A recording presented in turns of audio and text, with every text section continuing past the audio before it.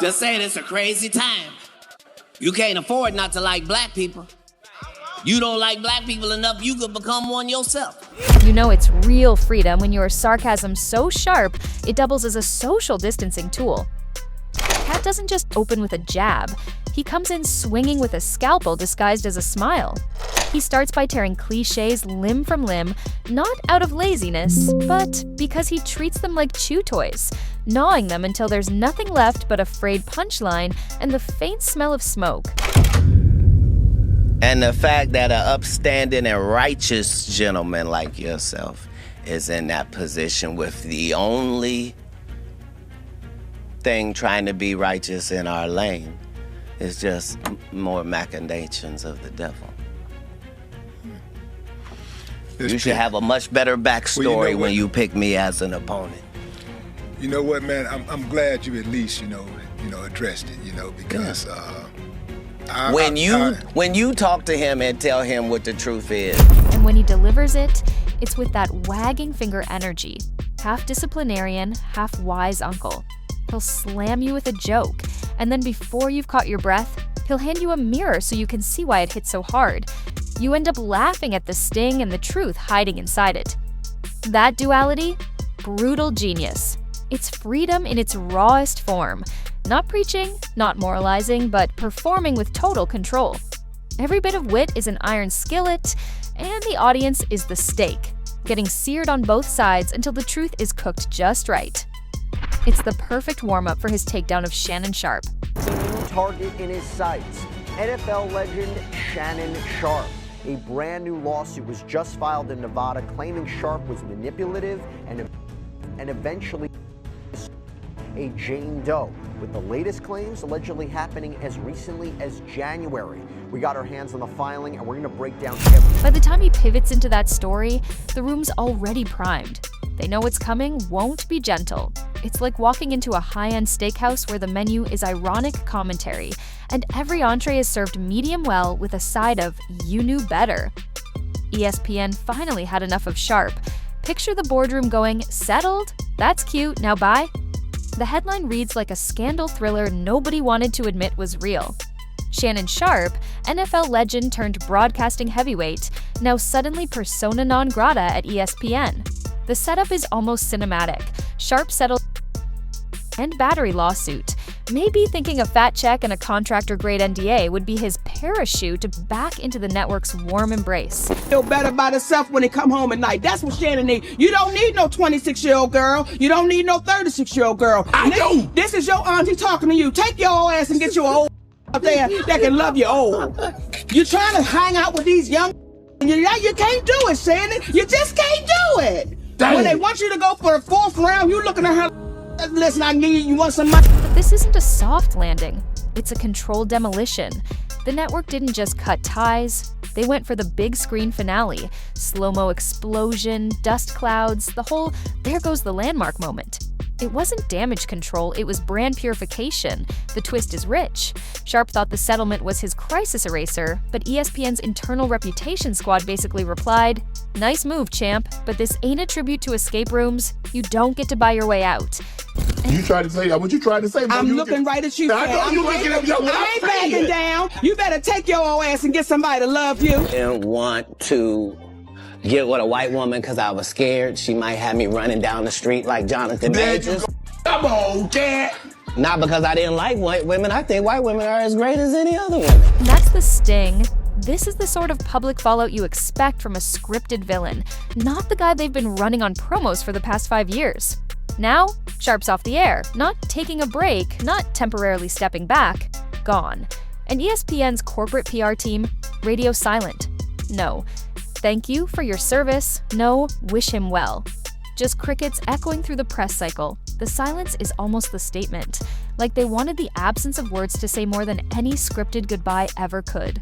It's the kind of, "Oops, did we do that?" exit that doesn't just make headlines, it is the headline. Called black women gold diggers. He told his own children, that he should be the last option that they are able to call whenever they need help. He didn't even want to pay for his own, I believe it was his daughter's wedding. He was a willing participant. He was a willing participant And every single thing that he did, and I don't feel sorry for him, the universe sent him signs. Katt Williams tried to warn him. He said it takes 2 weekends. Monique tried to warn him that him now, at the age of 57, and now he has lost his entire football career. Basically because him and that girl had to settle for $23 million. His whole football career, he only made 22. So she got his entire Hall of Fame football career within, plus $1 million. Within just a few. Katt would have a field day pointing out that you can settle a case, but you can't settle your way back into the network's arms once they've decided your story's bad for the brand. Bad news to roll out after brunch on a Monday. You two, welcome to the club. The timing jab lands like a text you weren't ready for. Half funny, half brutal truth. Wish they'd waited till Monday. Katt sneers, like getting canned right before the weekend is an especially twisted insult. Sharpe probably figured the weekend would act like a buffer, some downtime to fade the heat, maybe get lost in the noise of Saturday scores and Sunday gossip. Instead, it's like being shoved off a cliff with a parachute that doesn't open until the Monday morning commute. The move reeks of strategy. ESPN didn't just let him go, they curated the moment like a fine wine pairing. Let the drama marinate in Saturday beers and fantasy football, boom. Hit the headlines while people are still tipsy and scrolling. The drama has time to breathe, ferment, and explode before Monday even hits. Katt milks it with that sly grin. Monday? Yeah, I'd rather nurse my public shaming with a latte than shotgun it at 2 in the morning on a Friday. Shannon Sharpe has to downgrade again, okay? So after losing his potential $100 million podcast deal over a 19-year-old white woman that came out to sue him alleging that he took her without her permission and she could not fight back. She said it was not BDSM. I told him he was supposed to wear a condom. He did not do it. It's playful on the surface, but it's also a roast of Sharpe's entire damage control fantasy. The man settled, probably thinking he'd bought narrative control, and ESPN still kept the keys. The irony is rich. Sharpe's camp tried to script the ending, but the network controlled the showtime. And Katt, with one well-placed jab, makes it clear. No one buys your PR when you get fired on the weekend. That's not crisis management. That's a bonfire with free admission. I warned ya, white girls are the inception of heartbreak. Classic layer cake betrayal. Boom. This is where Katt steps right into the blast zone, territory that's both combustible and surgically funny. On Club Shay Shay, he swears he told Sharpe, "Don't get involved with white women. That's the oldest trick in the book." And he doesn't deliver it like some casual throwaway. It lands like a grenade lobbed in slow motion. It's not just a punchline, it's a parody of every backroom I told you so conversation that's ever carried a warning wrapped in stereotype. The delivery makes it feel like a scene from a dark comedy, except the prop weapon isn't a gun. It's a cultural cliche polished to a mirror shine. Katt knows exactly what he's doing. He's not letting the stereotype breathe unexamined, he's using it to frame Sharpe's downfall as part of a well-worn script. The brilliance and danger of the line is its ambiguity. Is Katt reinforcing an old bias? Or is he holding it up like an absurd antique, saying, "Look how old this trap is and you still walked right into it"? That's where the sting comes from. It's meta humor, the kind that hits because the joke isn't the stereotype itself. It's that Sharpe ignored the cautionary trope so hard, he basically turned himself into the sequel nobody asked for. And sequels, as Katt would remind him, rarely do as well as the original. In that moment, Sharpe's romantic choice isn't just part of the story. It is the punchline, the trigger, and the through line of the entire collapse. The crowd laughs, but the subtext is a smirk. Man, you saw this movie before, and you still bought a ticket. No sympathy lane over here. Don't build your house with cracks, then cry when it collapses. Major's moment is real. Katt shifts gears from sly sarcasm to merciless clarity, the kind that doesn't just cut. It cauterizes. No warmth, no maybe next time. Just the blunt hammer of truth. He blew it. Williams says it like a verdict, the final page in a trial transcript. The shade he throws is so sharp you almost expect it to leave a paper cut. Then he pins the "blame the player, not the game" badge squarely on Sharpe's chest. And to drive the point home, he name-checks Jonathan Majors, another Hollywood golden boy who soared to the stratosphere until scandal turned the engines off mid-flight. It's not just comparison, It's a horror comedy montage of careers nosediving in high definition. Katt's tone is equal parts gavel bearer and cringe coach. You'd been told, you had the warning, you picked your path, and now you're the cautionary tale on late-night monologues. It's not gloating. It's a reminder that the entertainment machine has an endless appetite for rise and fall stories, and they don't run out of napkins. The majors moment becomes a mirror, reflecting the reality that privilege doesn't come with crash protection. The higher you climb, the harder the free fall, and no one's cushioning the landing. In this theater, there's no intermission, no quiet reset, just the blunt conclusion: you chose to risk it, you lost the bet. Katt leaves no room for a Hallmark ending. He's not buying Kleenex for your tears, he's buying popcorn for the show. So Sharpe wrote a check thinking it'd buy him forgiveness. Then the network hit him with her fund policy. Expired. Plot twist: the model ghosted quicker than a one-night tweet. Sharpe probably imagined the settlement as the chess move to end all chess moves, cover the claim, issue the public half apology, and slide right back into business as usual. But ESPN's answer? Nice try, but you're not in the cast anymore.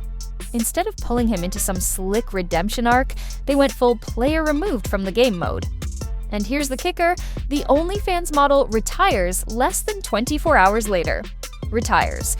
Like she just got her gold watch and farewell cake. Except it's not after a long and fulfilling career, it's, oh, this just hit the headlines? Bye forever. The speed of the whole thing could give a rumor whiplash. Lawsuit hits, firing lands, model vanishes, all before the weekend brunch menu changes. It plays like a tragic soap opera with a blackout ending. 1 second, Sharpe's picturing himself as the misunderstood lead trying to salvage his arc.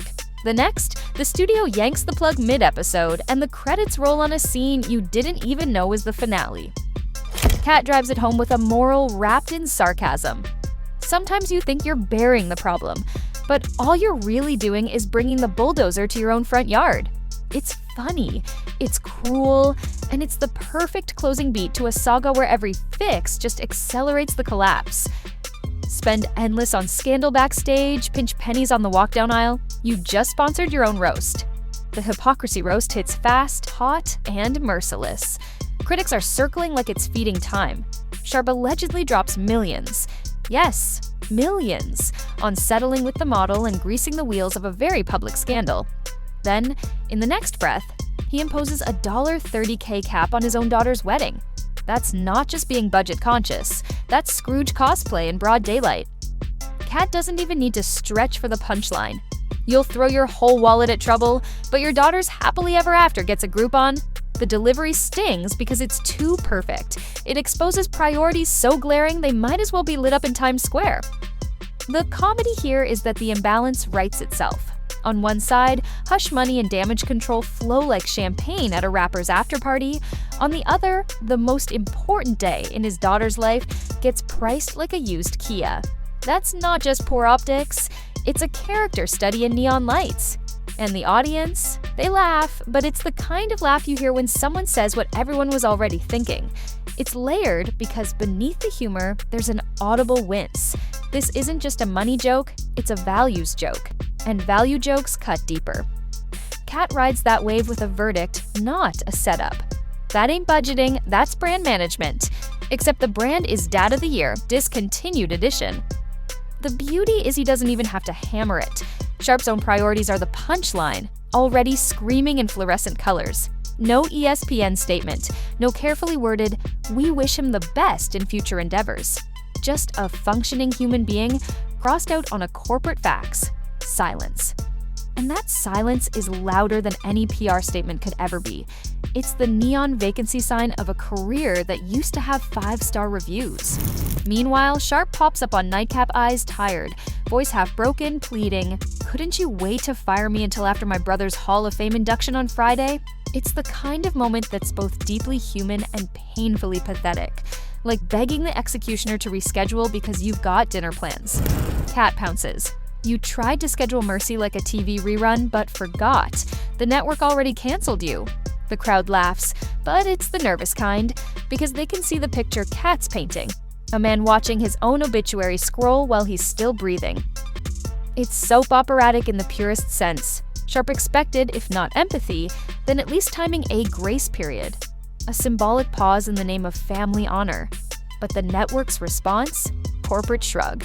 Not malicious, not dramatic, just cold efficiency, the kind of indifference that's worse than anger.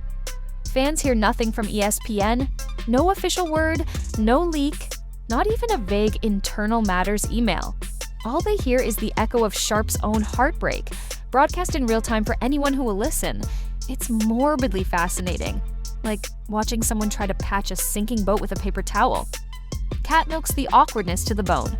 No violin swells, no soft lighting, just the raw, uncomfortable comedy of a man who thought he could negotiate with the timing of his own career funeral and discovered the clock doesn't care.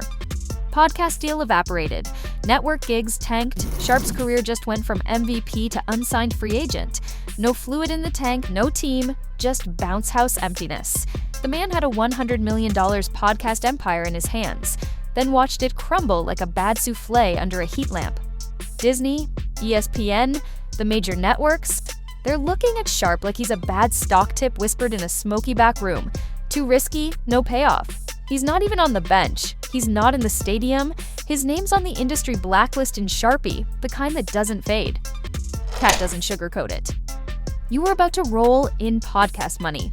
Now you're rolling out your podcast mics off, and Disney's phone battery's dead when you call. And he says it, like he's reading a death certificate. The stakes here were oceanic. Sharpe wasn't just a sports commentator anymore. He was poised to become an audio mogul, streaming royalty with a cushy throne and a crown made of ad revenue. He had the setup for generational wealth and cultural relevance. Now, he's that ex-star flickering on a corner TV in a sports bar that smells like fryer oil and spilled beer, hoping someone points at the screen and says, "Hey, isn't that?" The irony is cruel and cinematic. You almost win the jackpot, then you lose it because you tripped over your own bad choices. That's not just failure, it's theater. It's the downfall Olympics. And Sharpe didn't just compete, he set a record. Katt serves it without a wink, without a lifeline. No, maybe he'll be back. No, everyone deserves a second chance. Just the sound of opportunity's door slamming shut, and the audience laughing at how loud it echoes. Take the elevator down to the valley of bad decisions? Sharpe did. No hesitation. No GPS required. He punched that button like he was ordering dessert at a buffet. No pity party here. He RSVP'd to killer life moves, and then somehow lost the invitation, the address, and the point. Katt doesn't warm the room with sympathy. He lets it simmer in discomfort. His timing is surgical, almost cruel in its precision. No one owes Sharpe pity. He buried his own house with a bulldozer called dumb choices.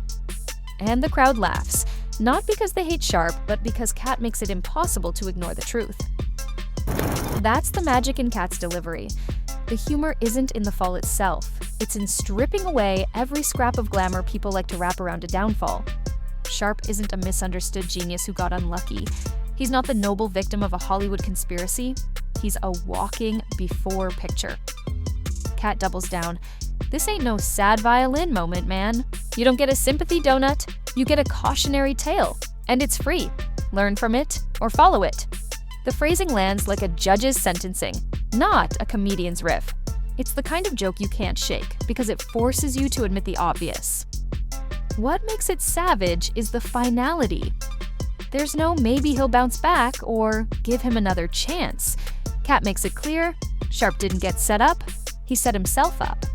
He had opportunity, fame, fortune, front row tickets to the dream life, and turned it into a smoking crater of a career. By the end, the laugh feels different. It's not lighthearted. It's that dark, knowing chuckle you give when the truth is ugly, but undeniable. In that space, Katt doesn't just tell a joke, he drops a warning label on life choices and then walks away like a man who knows the mic is already on the floor. And that's the thing about a Shannon Sharpe story. It's not just entertainment, it's a masterclass in how to torch your own kingdom. You watch it unfold, and it's like someone hitting skip intro on the success montage and jumping straight to the blooper reel. Katt stands there, arms out, letting the silence hang just long enough for the audience to know the laugh they just had might not age well in their own conscience, Because the punchline here isn't that Sharpe fell, it's that he was handed the map, the warnings, and the weather report, and still took the scenic route straight into the storm. The ESPN firing, the $100 million deal evaporating, the wedding hypocrisy, the weekend-timed PR blast, that's not a string of bad luck. That's a highlight reel of bad decisions. And Katt, with that glint in his eye, makes sure you see the pattern. He's not laughing at the tragedy. He's laughing at the math. One bad choice, you recover. Two, you pivot. But when it's an entire spreadsheet of cell phones, you're not a victim anymore. You're an architect. The brilliance of Katt's outro is that it isn't really about Sharpe. It's about every person in the room who thinks they're immune to this kind of downfall. He spins it into a cautionary fable. The industry won't fire you for making mistakes. It'll fire you for refusing to stop making the same ones on camera. And as he leans in for the closer, it's not soft. It's surgical. The trick is, don't start hammering nails while the crowd's still watching. Mic drops, lights fade, and the laugh lingers, half amusement, half uneasy recognition that the story could have been any of us, if we'd been just reckless enough